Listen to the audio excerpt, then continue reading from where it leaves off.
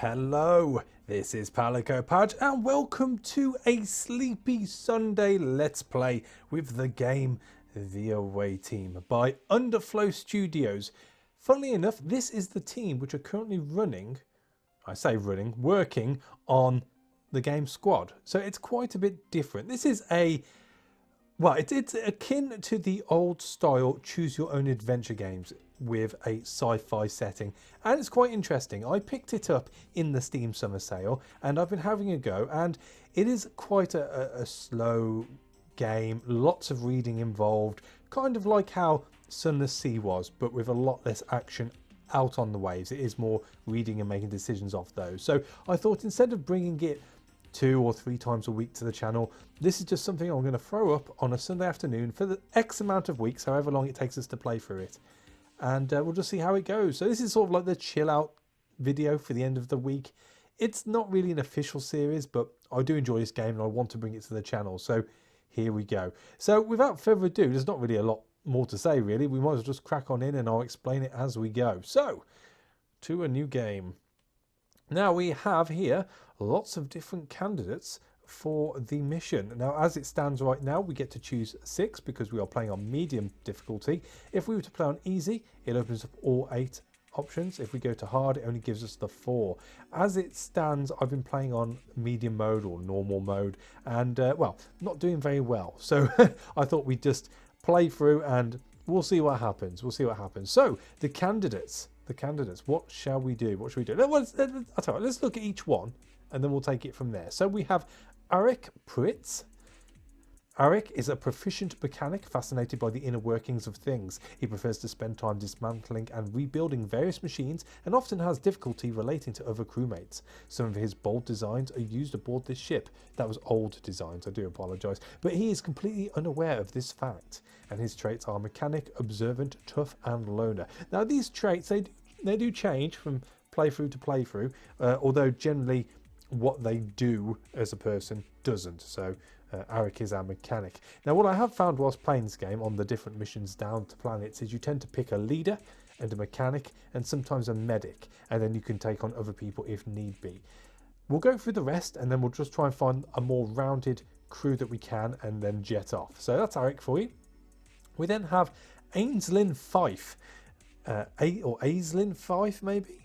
Yeah, I don't know.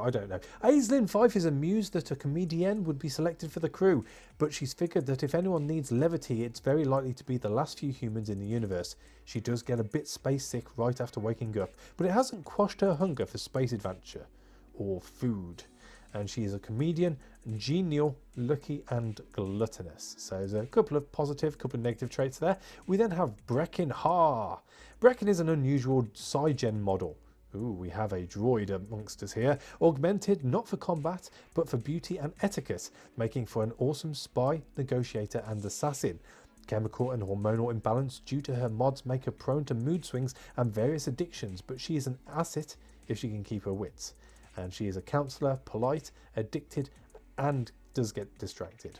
We then have Cora Emma. Cora is a bit hobbled by a crippling injury, but her aptitude with biology and chemistry qualified her for this journey. She is very observant and quick to notice new sights and sounds and potential danger. She is fond of socialising with other crew and often takes on a leadership role. And she's a scientist, observant, team worker and disabled. So we positively have that's terrible wing. Possibly is the word I'm looking for there. Possibly a team leader there, so that's all good. We then have Emery Borgia.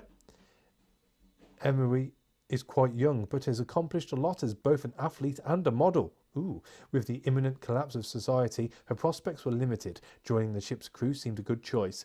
Even if she doesn't know quite where she fits in, her stubborn nature means she's going to try. And she's an athlete, abstemious, genial and stubborn. So bit of an all-rounder there, that's fine. We then have Fallin, or Fallin Stabler, or Stabler if you prefer.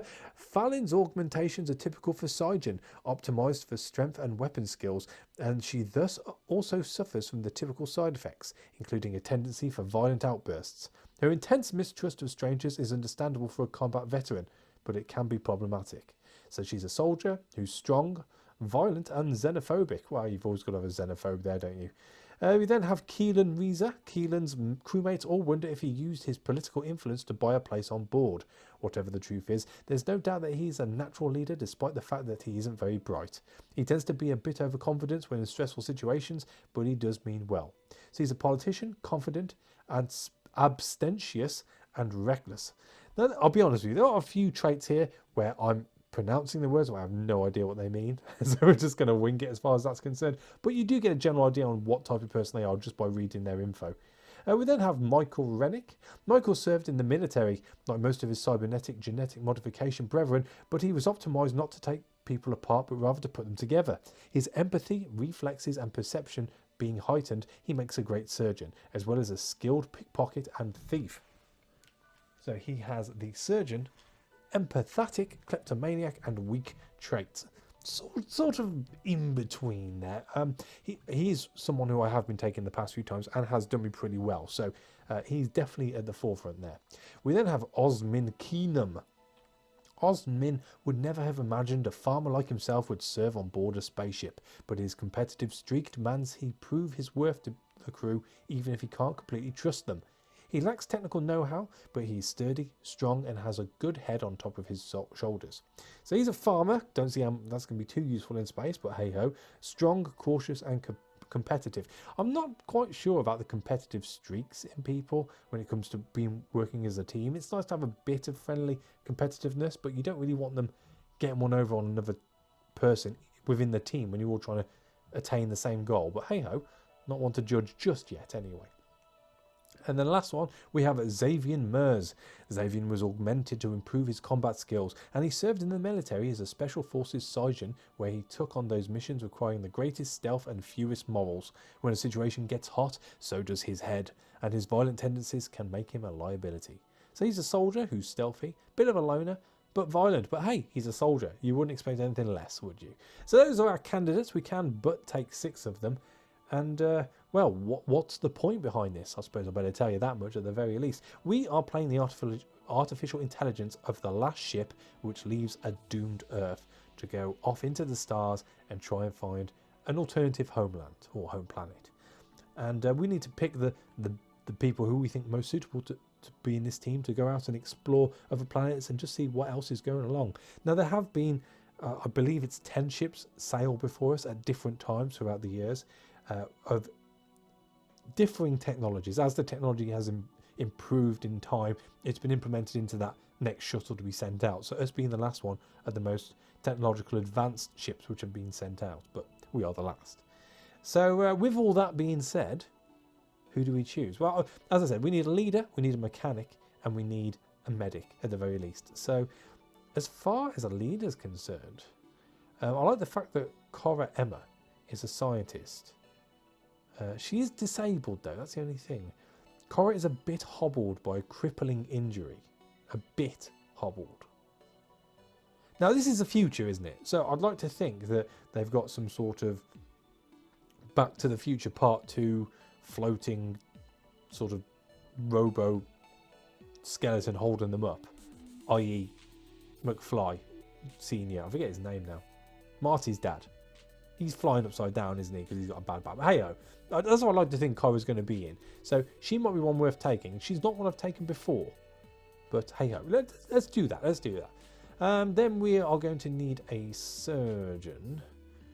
Now, who else was it? You see, Cora, technically, she's a scientist. She might be good as far as an all-rounder is concerned. I suppose a politician would be good in case we come up against anybody, you know, who needs a little bit of calming down, you know, just chilling out. Someone to be able to diffuse the situation is what I'm trying to say, I suppose. So Keelan's in. We then have Michael Rennick. Well, he is an out-and-out surgeon, regardless of whether he's a kleptomaniac or not. The others, not so much. So let's take Michael as well. So those are the 3 essential people, I think. And after that, we're just making up the group. We're definitely going to need a soldier, just the one, I think. So do we go for the stealthy and violent one, or do we go for the strong and xenophobic one?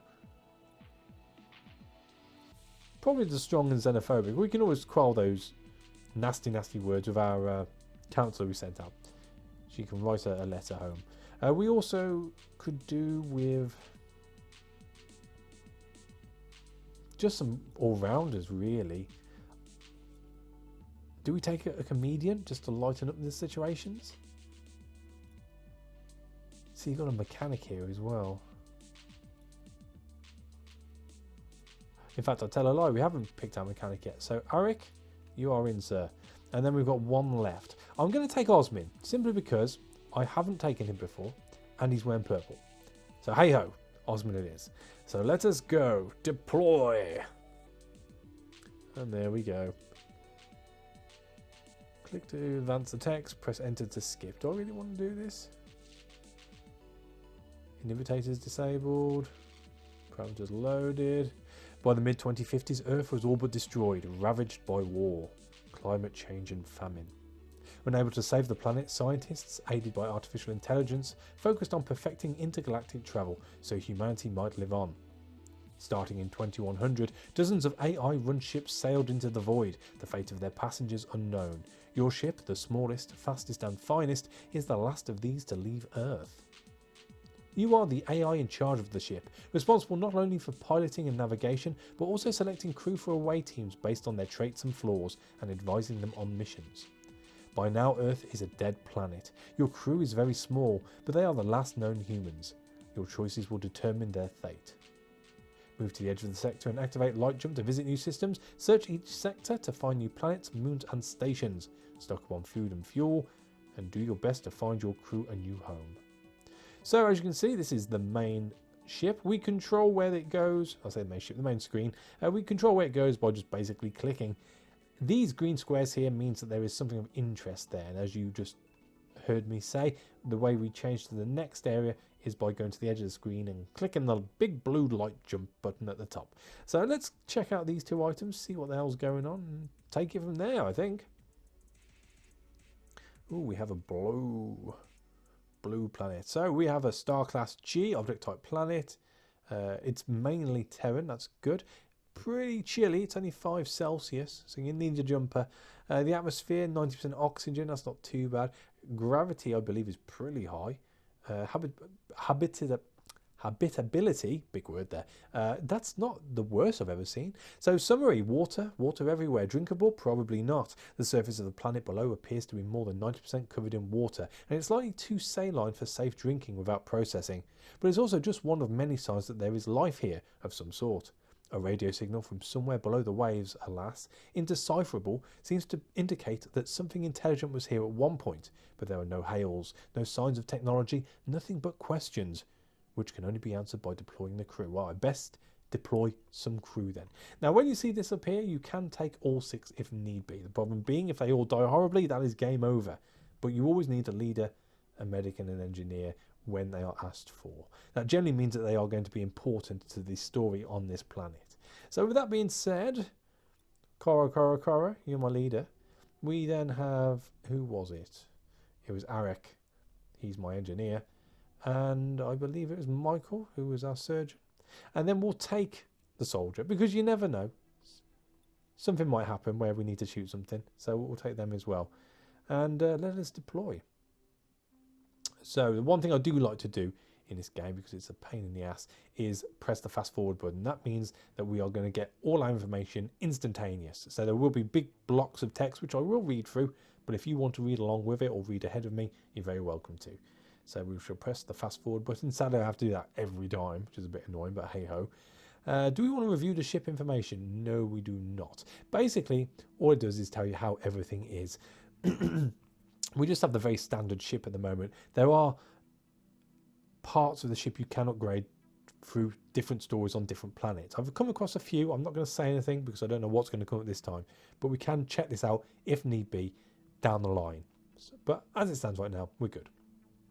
So the first thing which will come up is the paragraph which is given to you in the first screen. So I'll never read the top paragraph. So that's not going to be important because I would have read it before.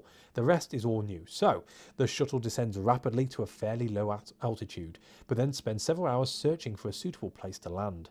There are ample reefs and atolls here and there, but nothing that would serve as anything more than a landing pad. Larger islands with features worthy of note seem to evade the crew, until at last the sensors pick up a reasonably large archipelago about halfway between a pole and the equator. Big word. As the shuttle settles in on a relatively soft patch of sand, you remind the crew that although the atmosphere here seems hospitable, it is bright, sunny and survivably warm, and the air is breathable, but they should remain safely inside their atmospheric suits for the time being, especially with all this water around. The crew begins by poking around the shore. Even though the island is long enough to be worth exploring further, it's narrow enough to still be mostly shoreline with very little inland, so this is a logical place to start. While they concern themselves with sand, you do some geological surveys to get a fix of tectonic shift and other such matters. The planet certainly has some interesting features, among them being a remarkably shallow ocean with only a few large tectonic plates. Most of the islands are in one single ring that runs more or less continuously around the planet. None of this is anything the crew would care about, so don't bother them with it.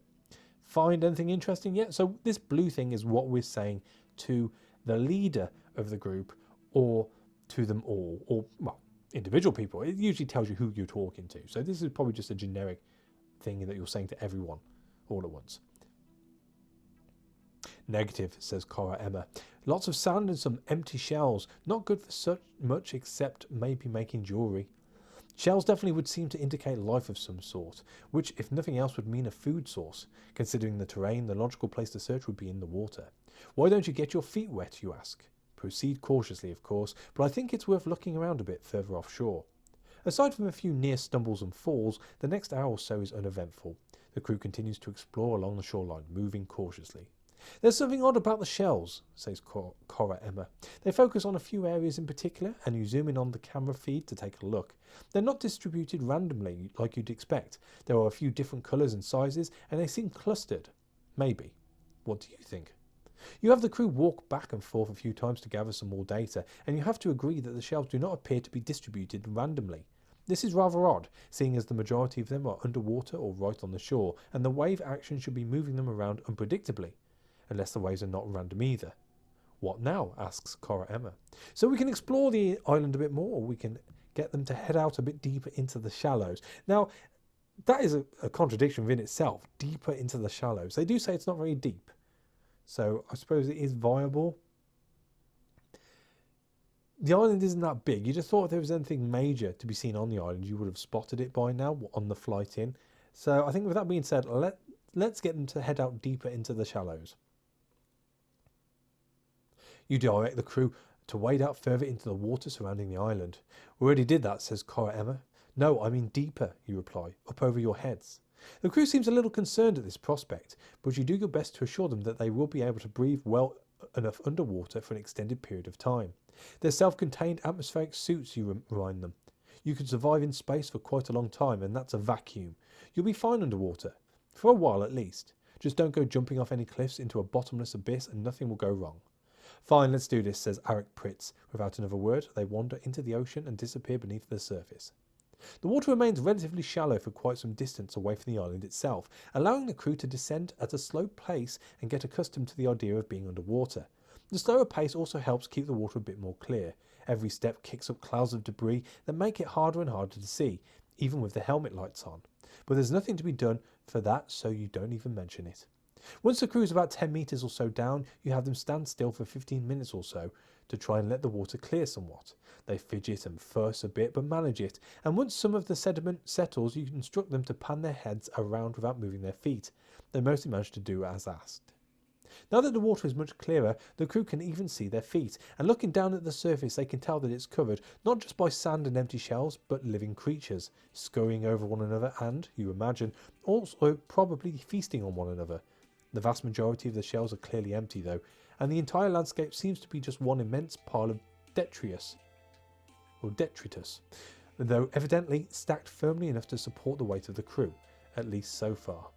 So do we get them to harvest some of the creatures or go deeper? Now my problem with this is there are life forms. They are scurrying, they are, one would presume, cannibalistic or at least hunting of some sort. So I would presume the deeper it goes, the bigger those animals are going to get, and obviously the bigger those animals get, the smaller we get, and the more chance there is of us getting nipped. And I can't afford to lose anyone this early in the game, god damn it. So let's try and harvest some of them. See if we can get some food or something out of them. You should really grab some of those things, you say. They're probably going to be at least semi-useful as a food source. Plus, while this isn't technically a science mission we're on, it might be worth gathering some data on these things. We can figure out if they're related to Earth mollusks or some sort of parallel evolution, or toxic. And do you have any suggestion for exactly how we collect specimens of tiny underwater creatures while we ourselves are underwater with nothing to collect them with? Asks Cora Emma. Good point. So we can tell them to grow some baleen, whatever that means. Just grab a few or give it some thought anyway.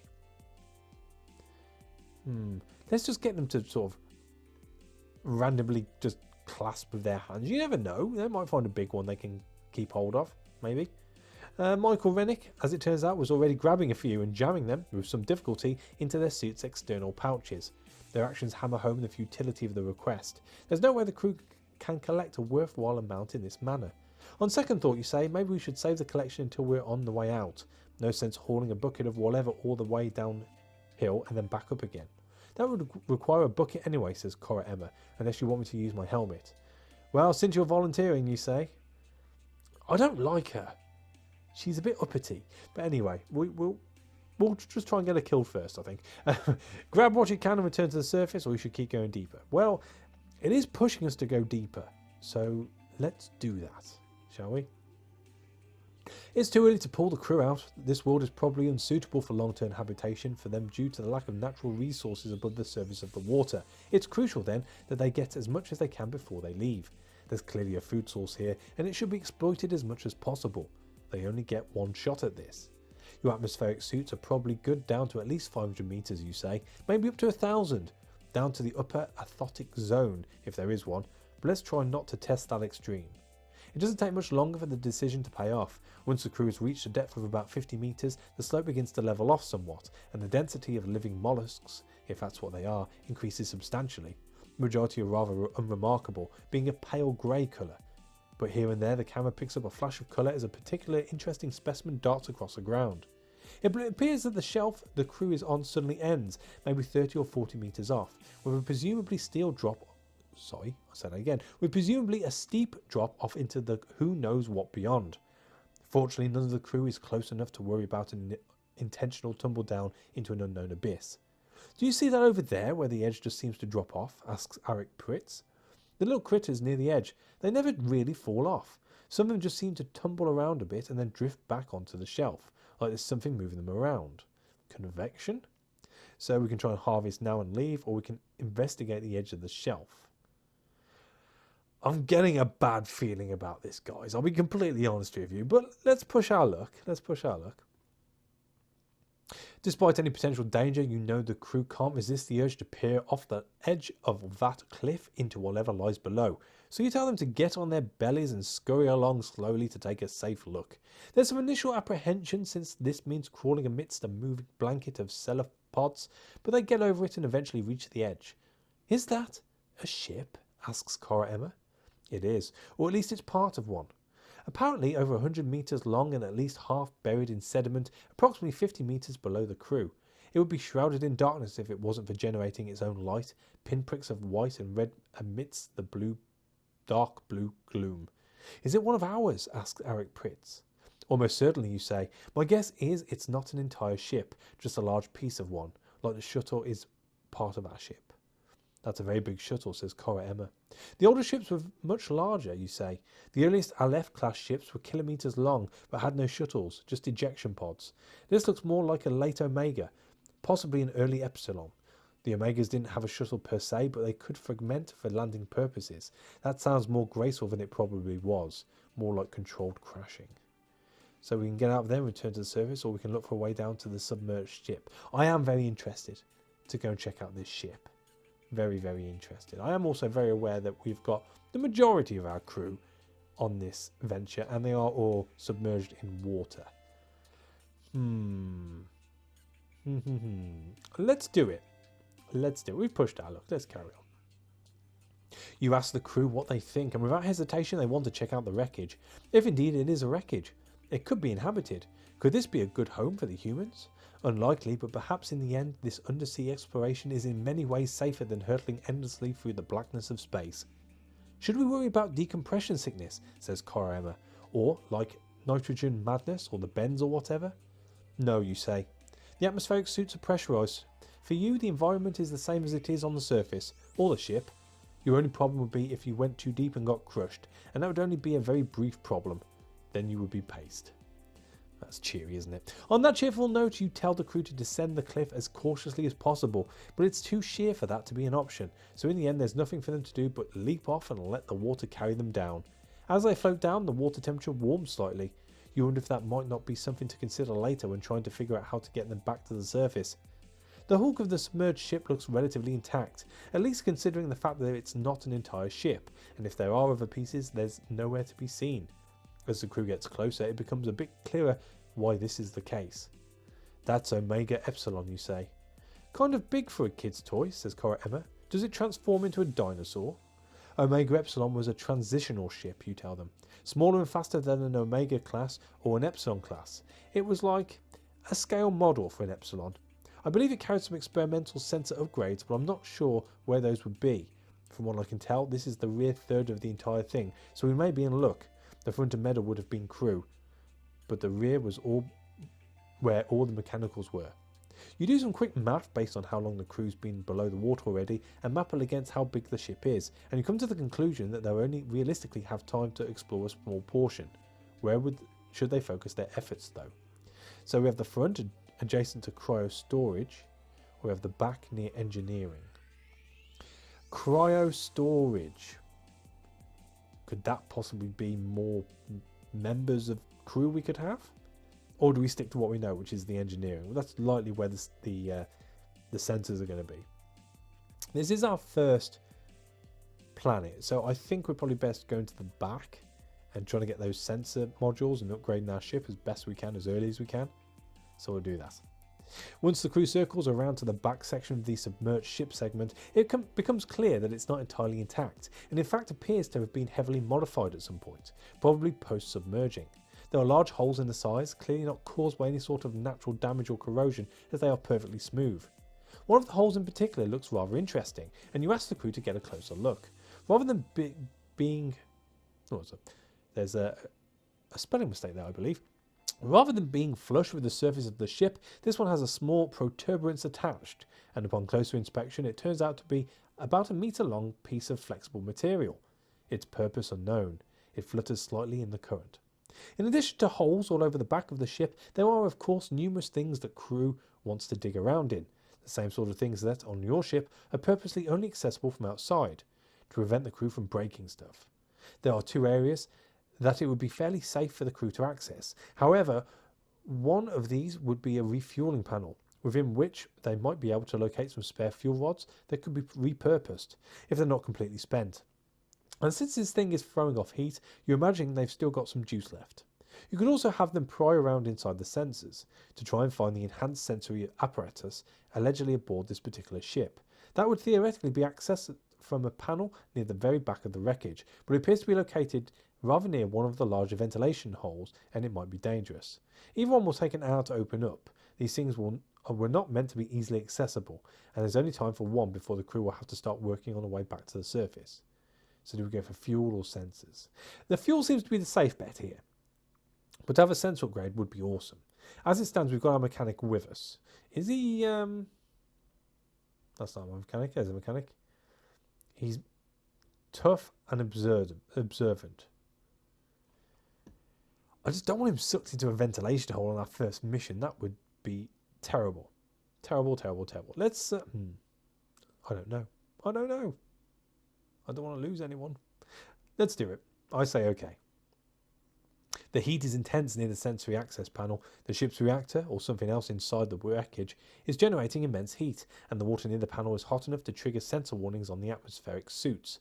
Time is becoming a consideration at this point, and the crew simply must find a way back to the surface. Simply swimming back up to the shelf many meters above is not an option, not inside a heavy atmospheric suit. The suits were not designed for underwater use. So we can walk along the base of the cliff looking for an incline, or we can climb up the hard way.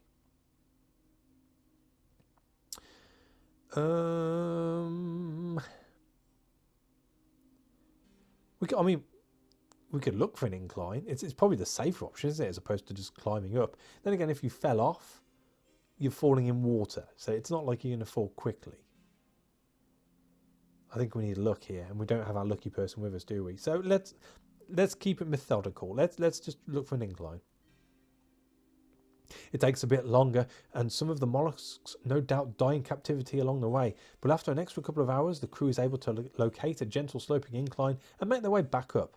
It's pitch black by the time they surface, and their suit oxygen levels are lower than is comforting. But before they collapse from exhaustion, they manage to get back aboard the shuttle.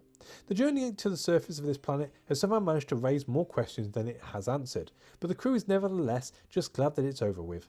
They upload their data and hand over any samples they collected the minute the shuttle docks back with the ship, and then head off for some relaxation and a good meal while you process everything. About all you're able to determine from the samples, however, is that an Earthship crashed here at some indeterminate point in the past, probably intentionally, and that the ship got modified for some purpose that appeared to involve cultivating a food source in some way. There's no AI to ask these questions of, unfortunately, and no surviving humans, so whatever purpose it all had, it wasn't enough to sustain a colony. All the more reason to move onward. The planet is certainly capable of supporting life, but it's unsuitable for human habitation at this point. So we got no fuel off that, no food. It doesn't say anything about my sensors. I'd like to think I've picked up the sensors after all that. But hey ho, I guess we'll see next time. So we get to leave, and that puts us back on the map screen. And that will do for this first episode. As I've said, this is going to be a very chilled out Let's Play. There's a lot of reading, so it's not going to be too visceral. But if you like my dulcet tones and sci-fi is your thing, then stick around. This will be appearing for at least the next few Sundays, at the very, very least. Ooh. And it looks like we're about to starve to death. I think that's because this is done in real time, so I won't be messing about next time. I'll leave it on this page. Thank you for watching. As always, a like is appreciated, and I'll catch you on the next one. Take it easy.